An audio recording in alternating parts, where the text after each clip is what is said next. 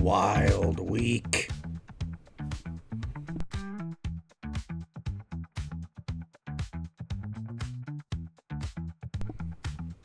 AEW, they're getting it going. Lots of craziness going down all over the world. Stardom. Tokyo Joshi Pro. Shoutouts to Mizuki.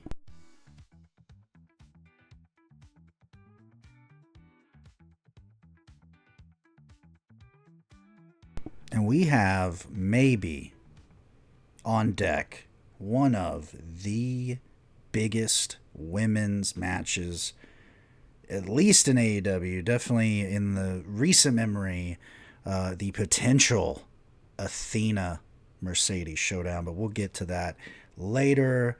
I appreciate everyone for joining me yet again on this wild wrestling ride. I feel like we're in the fucking convertible in Barstow, fucking somewhere in the fucking desert. We got the fucking suitcase of goodies. We're living on the edge, folks, of a lot of shit in the wrestling business, and we gotta start with one of the most interesting and I thought entertaining ideas for a weekly television show in a long time. And that was the two-night Collision. And, you know, I can't think of the last time that a wrestling promotion has done something like this. I know back in the day, you know, there were like different little special editions of Raw and stuff. I know there was like Raw Thursday or whatever the fuck back in the day when the preemption, and I thought this was a fun way to work in the March Madness tournament going on and those huge numbers of viewers. Also, you know, shout out to my Arkansas Razorbacks getting the job done and beating the fucking shit out of St. John's, getting them out of there, throwing them out of the ring like jabronis. And now it is on to Texas Tech. Anyway, you don't care about that. But I do, damn it. When you're from a shitty place that isn't known for anything, you hold on to silly things, and one of them's my damn Razorbacks. But anyway, let's get to this, okay? After all that shenanigans that went down, we had two nights of, I think, some really good hour shows, and I saw a lot of people say, you know, this made me miss Rampage, and it does, but I really, again, I feel like I've been beating this dead horse for a long time. I've been saying, I think they should have maximized what they could have done with the Ring of Honor brand, and they should have just put Ring of Honor TV on that Rampage slot. I think it would have done well. I think it would have been a different thing. You have different people on that roster that can make it grow, make it feel like something, because the Rampage slot became, I mean, let's face it, dead air a lot of times to most people, because it's a late night show on a Friday night. That's tough. And you know, I'm sure that DVR numbers, I'm sure, you know, Triller numbers were probably better than what we saw. But either way, I think it was a definite gamble to keep going. I think Tony did the right thing getting rid of it. But like I said, if that time slot was to exist at all, I think it should have been a Ring of Honor time slot. And now they're in the same position they were in, where we don't know if Ring of Honor is going to have TV soon. We don't know the situation with the Honor Club app, all that shit. But that's not about that. It's about Slam Dunk Saturday. And I also thought that this show, when I watched it as a whole, the Saturday and the Sunday together, this felt like a weird booking where it was booked almost in reverse. And what I mean is, we started with Daniel Garcia and Adam Cole for the TNT title. I really loved this match. I think it was, and I'll go there, I think it was Daniel Garcia's best title defense so far. And I really also think that they're at a point where Adam Cole's got to end up with this belt, because not only do I think Daniel Garcia's run's been very lackluster, not at all his fault. The booking has been all over the place. He went from like caring about having a trios with FTR to, you know, now all of a sudden, oh, right, he has a belt. Let's, you know, fucking have him defend it. It just feels very disjointed.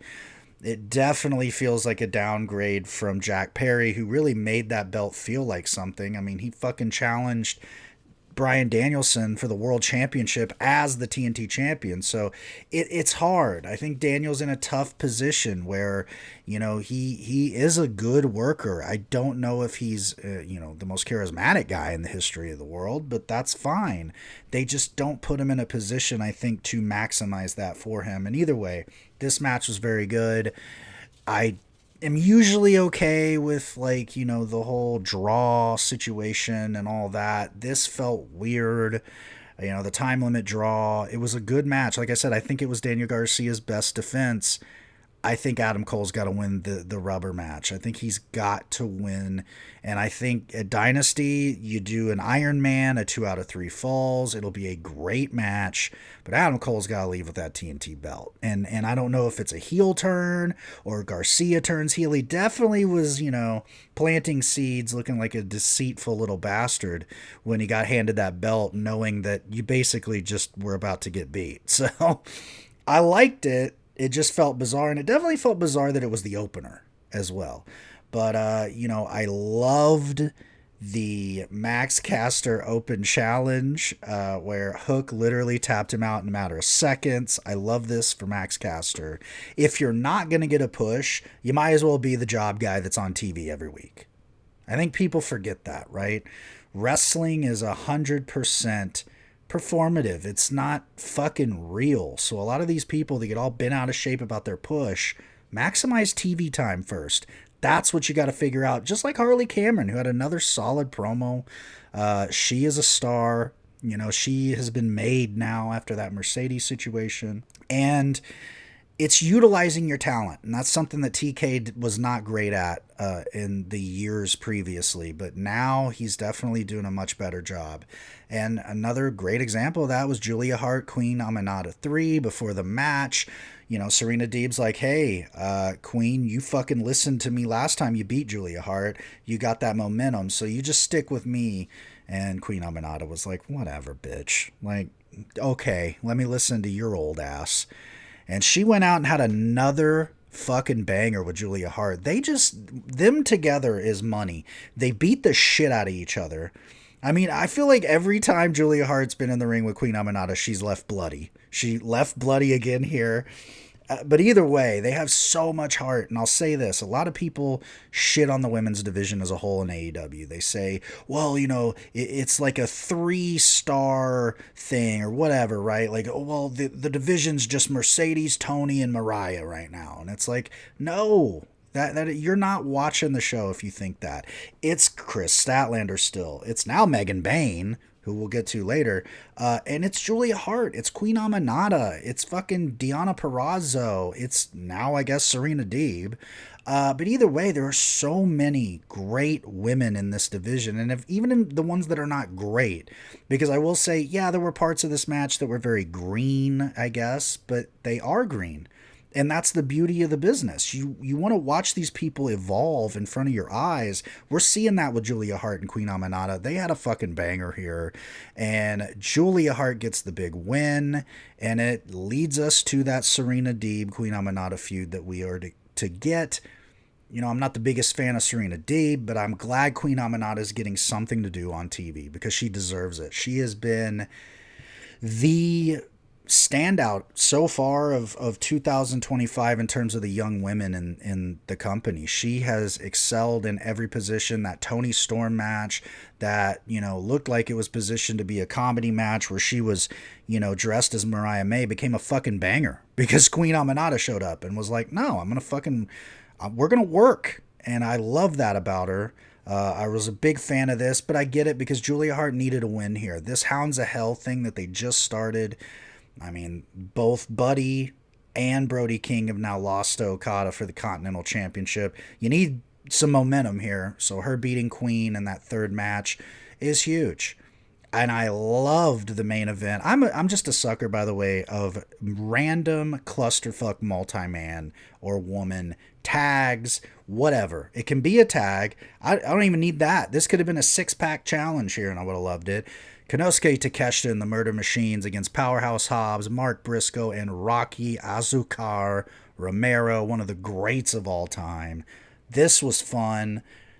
Fucking Rocky Romero is one of the greats of all time, literally. I mean, I was talking live in a chat during this show and just was like marveled by Rocky. It's amazing that even at this time, he's been in the business multiple years. I mean, we're going on, his third decade we're in now in the business. He's already been in the business over 20 years, and he makes everyone look good. He makes Takeshita look like a murderer, and the Murder Machines, pun intended, I guess, as well. They fucking threw him around like nothing.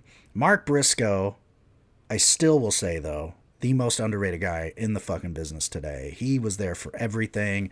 And again, another guy that get thrown around, and Powerhouse was the difference of that team, right? Like they lost. Takeshita beat Rocky here, and he should. It's time for him to build up after losing the title to Kenny, and that's the transition of things. However, Powerhouse, another one that just stands out. They got to keep the fucking gas pushed down on the Powerhouse Hobbs fucking push train, because it should not slow down.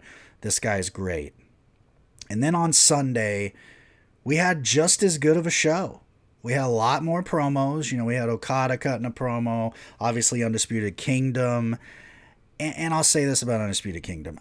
They got to figure out what their identity is. Because right now you got Cole, like, teetering. He's like, oh, fuck, what do? I keep losing. I keep missing opportunities. I'm looking like I'm willing to do anything, a la the NXT days where he was an evil piece of shit. You got Roddy Strong that's just doing his yelling goof dad shtick. And Kyle O'Reilly is the comedy killer, basically. He's comedic, but he'll fucking stretch you in the ring.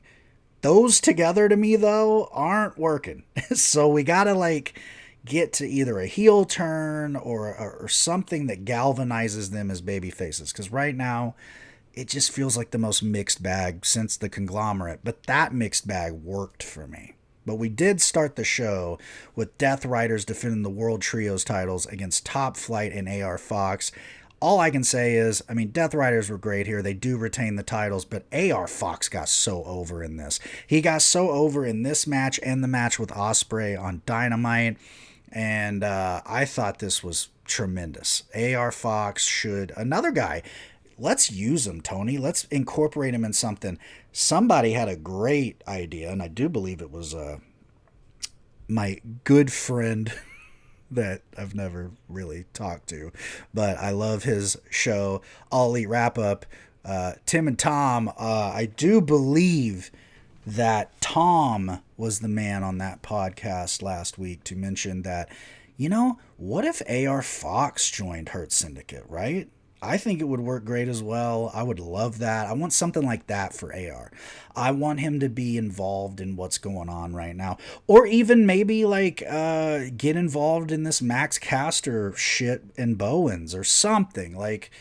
I just don't want him to get thrown back into the back burner because he's better than that. I thought he did a great job. Speaking of great jobs, Bandito and Johnny TV had a fucking banger. You're like, okay, Johnny TV, he's okay. He's in the twilight of his career here at this point, and Bandito's hot. So, it'll be all right. No, it was better than that. They beat the shit out of each other. Flips galore. Bandito finally looks 100% here. We're going full bore with him and Jericho. I'm fine with that. But God, again, I say, get that fucking belt off Jericho. I'm tired of seeing him. And Bandito nails the 21 plex, gets the big win, cuts the promo in the back. You beat up my brother in front of my mother. Big heat there, guys. That's a big deal.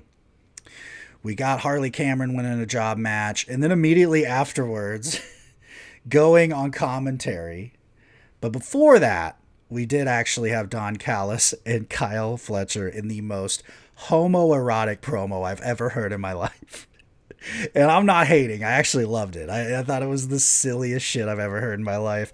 Where at one point, I do believe Don Callis straight up said, this is turning me on, I believe, as he was hugging Kyle Fletcher. Kyle Fletcher said something about, "This is hot." Unbelievable. That's the silly bullshit that makes wrestling beautiful to me. Bravo to that. And then we had another, again, no pun intended, timeless Toni Storm promo where she really showed a really serious side of her, that she's fucking over Megan Bayne whooping her ass and everybody else in the fucking world, apparently. And, you know, she's ready to go for Dynasty. That led us now to our main event, Los Titanes del Are. I fucking know I butchered that, but I tried, against Dralistico and the Beast Mortos. And when I fucking tell you, this was peak 2025 Lucha fucking action. I love Commander. I love Hologram. I love Dralistico. I love Mortos. And this was, to me, like the greatest hits of these four guys. Like, you want to see the best of these guys. Maybe Mortos and Hologram one-on-one is like their best example of each other, respectively. However, this was a beautiful combination, and I understood why this main evented. And that's what I meant about earlier. It feels like this was opener level good, which I will always be part of that school, that if you're not the main event, you want to be the opener, because it's kind of the same thing, 1-1 to me. But this was phenomenal. Every spot you've ever fucking seen in your life basically occurred. And at the end of the day, it was the Titanes that get the win. And this was just beautiful shit, right? Let's not fucking overcomplicate it. Get the baby faces a big win. And apparently, based on the dirt sheets and everybody else, it was a big success with the ratings as well. That lead in from basketball, they did well with. So let's hope that we got some new AEW fans. I think that's always good. And before we get into the Dynamite breakdown for tonight, as I record this, let's break down what we have in store for April 6th, Sunday night in Philadelphia. And right off the bat, we got a banger for the Women's World Championship. Toni Storm defending against the Megasus, Megan Bayne. Holy shit. I mean, and again, I'm just going to show the graphics to know where we are while we discuss a little deeper what's going on. So we have that match. And then we, of course, have the triple threat now, because last week the four-way ended in some fuckery. Double pin, Speedball, and Ricochet both win. Here we go. Kenny Omega defending his international title against Ricochet and Speedball. This will be probably the match of the show. These three men can fucking put on a great match at any point with anybody, and I expect that again here. And of course, our main event, a year after he won the World Championship, we have Swerve Strickland getting his revenge, if you will, and finally getting back on track, getting that championship match against Jon Moxley, the leader of the Death Riders. Can he get the job done? We will find out, but before we find that out, we got Dynamite tonight. And before we get into the details, I just am going to say this isn't how I think the order of the card is going to go. This is just what I loaded up here in the old OBS. Also, some of you may be like, well, what about what happened last Dynamite? You know what I've decided to do? This is what I've decided to do. I think the future of this show should be me previewing Dynamite to you. I've been thinking like this for a while, where I want this show to lead you into Dynamite for the week. So in that vein, to me, it makes more sense to cover like Collision, because I don't see a lot of people really cover Collision in depth week to week. But more importantly than that, to be really honest, I think other people do a better job of reviewing Dynamite. And that is, I mentioned them before, All Elite Wrap Up does a great job. Sit Down, Shut Up, Mark Out does a great job. I mean, there's a million podcasts that do an incredible job of breaking down Dynamite week to week.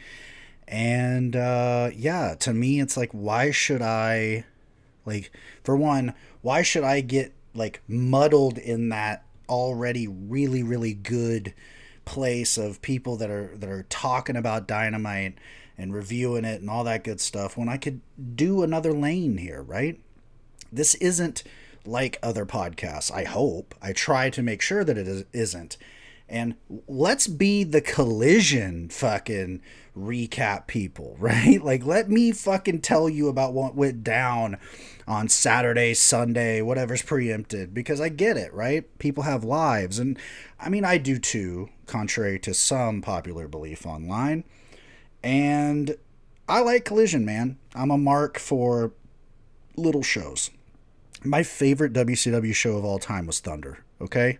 Literally. When people hated Thunder, I was the guy every week taping it. So, loved Heat too. Loved Heat. SmackDown I didn't have because I'm from the woods and we didn't have UPN. I'm sure there was a reason for that. Gerrymandering, etc. Either way, what I'm getting at is I already had a shit ton to fucking cover in this show. So I made the decision. Plus, I want to put over other fucking podcasts. So every week I'm going to be like, hey, to know what happened last week on Dynamite, go fucking watch All Eat Wrap Up here on YouTube. Go watch or listen to Sit Down, Shut Up, Mark Out. Those people are killing it over there, and they're doing a better job than me anyway, to be really honest with you. So go check them out. But I will preview Dynamite right now, and I think this Mark Briscoe, Konosuke Takeshita match is gonna fucking kill. We've talked about it before. Mark Briscoe has the most bizarre chemistry in the world with Kyle Fletcher. But then again, I think about it, he has bizarre chemistry with everyone. I think this will be incredible. And I expect Takeshi to get the win here, move on, and keep killing the fuck out of people. And then we have maybe the segment of the whole show, which is we finally find out if MJF indeed will be part of the Hurt Syndicate. This is unbelievable that we're talking about this, right? I don't think anybody expected, when Hurt Syndicate came into AEW, that they would be tied up with MJF in any way. If not, maybe bullying him, right? Like that was kind of the thing. And now we're forced, not even forced like it's a bad thing, but we are confronted with the reality that what we thought the Hurt Syndicate was or could be is not what it very well might be, which is a collective of really fucking good and also driven and evil fucking people that will do it all to get the gold, all the gold in AEW. And of course we know Hurt Syndicate, the World Tag Team Champions, they look unbeatable right now. And MJF is not. So this is MVP being very generous, right? This is MVP going, yeah, Max, you're looking like garbage. So let me give you this olive branch and see what you can do with it. And I'll say this. In a perfect world for me, not only does MJF not join Hurt Syndicate, but he debuts a new faction. And a lot of people online have been talking about the Dynasty from his MLW days, right? I think the better one would be Pinnacle. We know Wardlow is cleared and could come back at any point from his knee injury. FTR is teasing like they're about to kill Cope, which we'll get to in a minute. I think a perfect little bow is this segment happens after the rated RKO or Jesus. There you go. I went back in time about fucking 6 years just now? Fuck.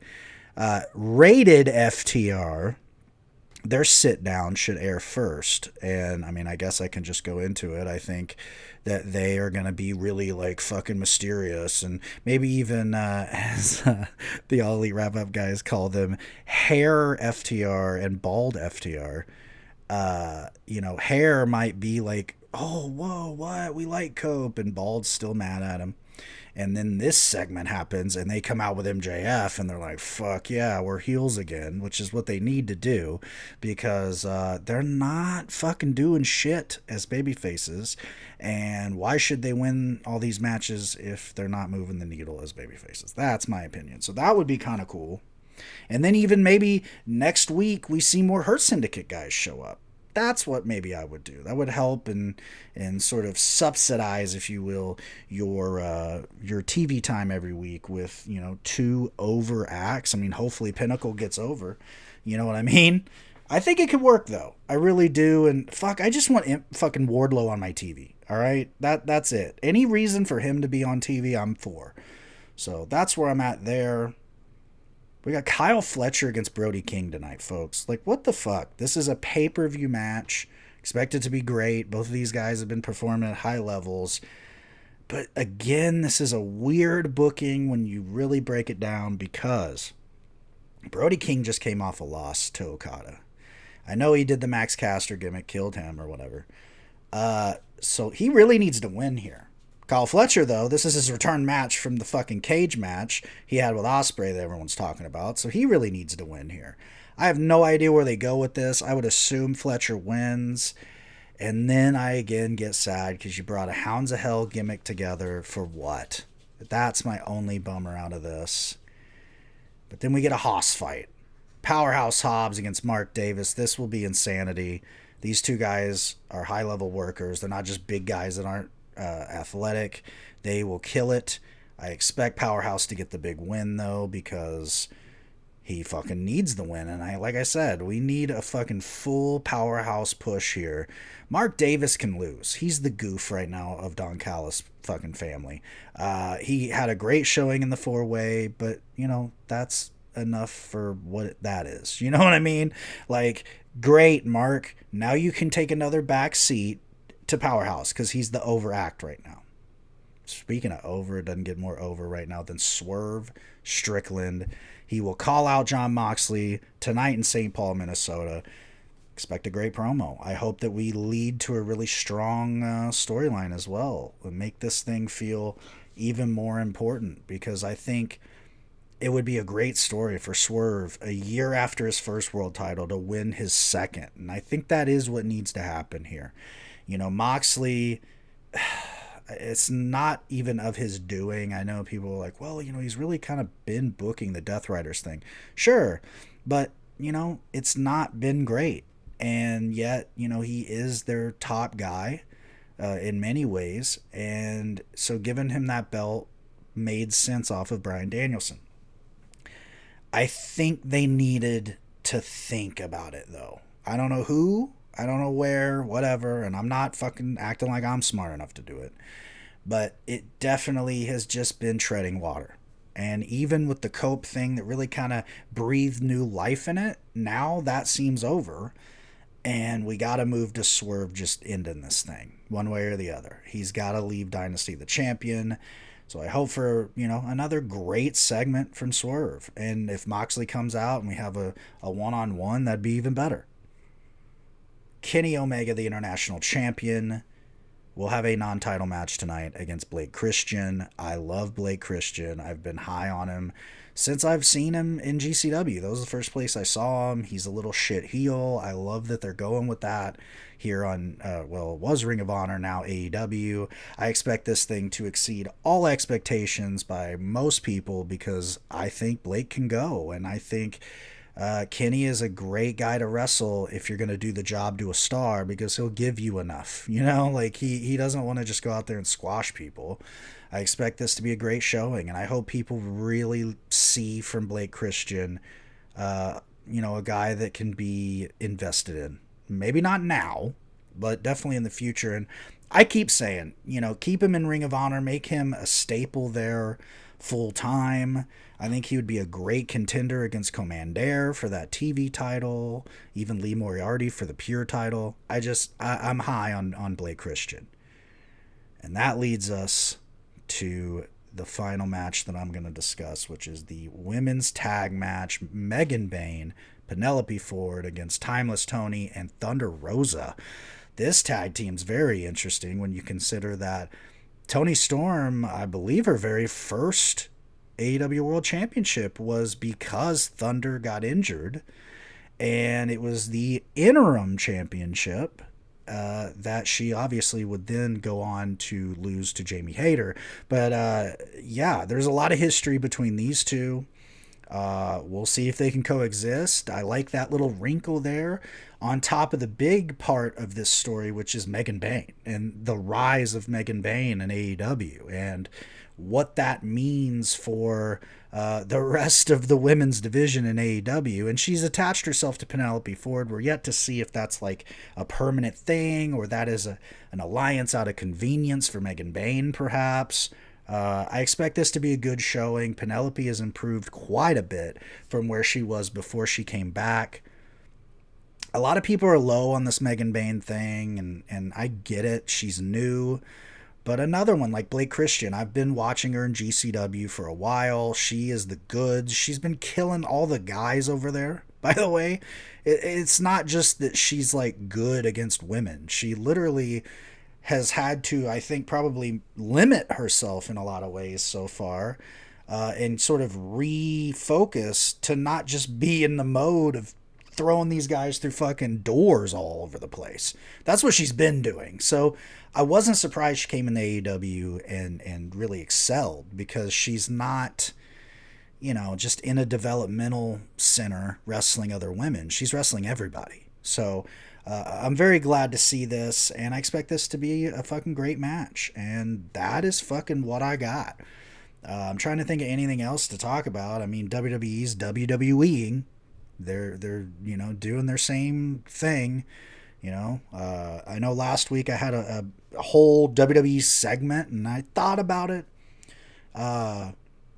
Nothing of note has occurred since then. So the only thing that I could see that's good right now is I'm hoping that Penta leaves WrestleMania the Intercontinental Champion. I think that would be good for everybody. Braun Breaker has definitely outgrown that championship. And, you know, I think he can move on to the main event. I think Dom and Finn Balor is a fucking angle that should have happened 3 months ago. So I don't understand why that's still going on. And other than that, I mean, we're still doing this weird, like, who's the women's world title match going to be between Io, Rhea, and fucking Bianca? And we all know it's just going to be, just fucking book the three-way, guys. Stop with the bullshit. I did like Orton and fucking Kevin Owens getting announced, but like I said, outside of that, you know, I mean, it is what it is, folks. You can't, I'll put it like this, you can't win them all, and we have not. So with that, that's what I got for you guys. Oh, also Mina Shirakawa announcing that she is full-time AEW now. She has fully left Stardom. Huge news. I think it says more, too, about Mariah May being re-signed in the summer, because now that's another talking point that everyone has. And, of course, Saraya left AEW, so a lot of movement going on today. Big day for AEW, I think, across the board. We will find out how good Dynamite is tonight. And until next week, go watch some wrestling you've never watched, because you never know. Maybe it's your favorite wrestling ever. I would suggest Chikara.